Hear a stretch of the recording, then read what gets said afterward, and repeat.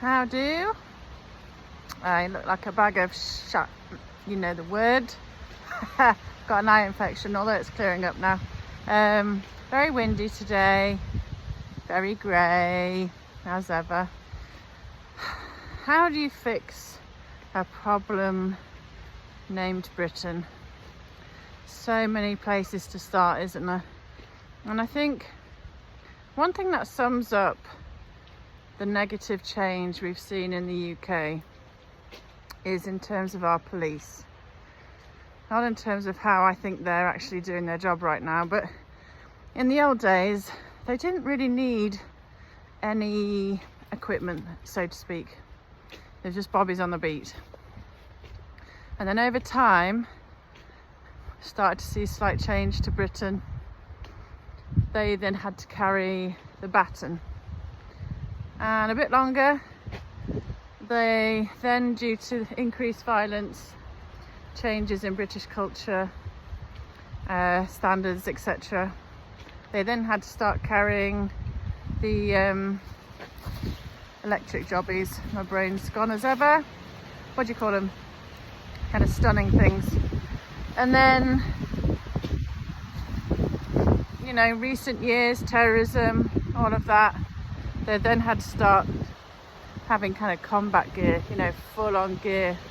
And now there's talk of the fact that police might need to start carrying guns, not in general. This was never the case in Britain.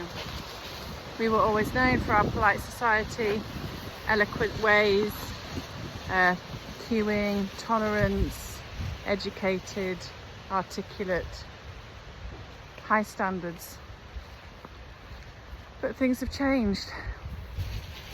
So, what are the three main things that I think needs to happen to start bringing back Britain to a place that was once revered and so many remember and recognise as Great Britain?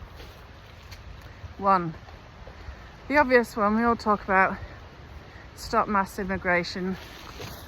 We need negative net migration. We need population levels down to the likes of 55 million or so that we had in the 50s, 60s. And we don't need to just stop mass immigration. We need to return people who are not British citizens and who repeatedly commit bad crimes, or even just commit one bad crime. We need to ask people to leave who don't want to commit to British culture and laws, and particularly, excuse the noise, we need to ask people to leave, you know, in a strong way, politely, through policy, those that are not in work and are not British citizens but are on continual welfare state handouts. So that's number one, the population and our immigration policy. Two, obviously stop Netzero. That would positively affect the British populace in so many ways, whether it's cheaper energy, more industry, more jobs, more investment, more money in people's pockets, etc., etc., more energy security, all of the above. Number three, equally important, is stopping woke, stopping the weak liberal mentality that's taught in our schools, stopping the toxic masculinity rubbish, the white supremacy rubbish, the anti-British empire history rubbish, the 100 genders rubbish. Get rid of all of that, get rid of all the DEI, ESG measures, that's diversity, equity, inclusion measures for those who don't know, environmental, social, governance, I think it is, the ESG, but all woke policies that look at anything but merit, okay, and obsessed with skin colour. That all needs to go. Ooh, I hope you can hear me. And then on top of that, linked to that, and like I've mentioned, We need positive education. Reinstill the blitz spirit, the can-do attitude, the roll up your sleeves, get up off the floor, dust yourself off, crack on young lad mentality the Brits were so well known for. We need more sports, more team sports, more individual sports, more competition. None of this everyone's a winner claptrap. We need to instill positive masculinity. We need to talk about Britain and all the fantastic things it's been responsible for over the years. Recognise the small bits like the slavery, but the fact that we stopped it, we lost Navy at sea trying to stop Africa continuing. We didn't start it, but we finished it, and how there's still slavery today in many parts of the world. We need to talk about the British Empire, and in totality how brilliant it was, bringing law and education and infrastructure and transport,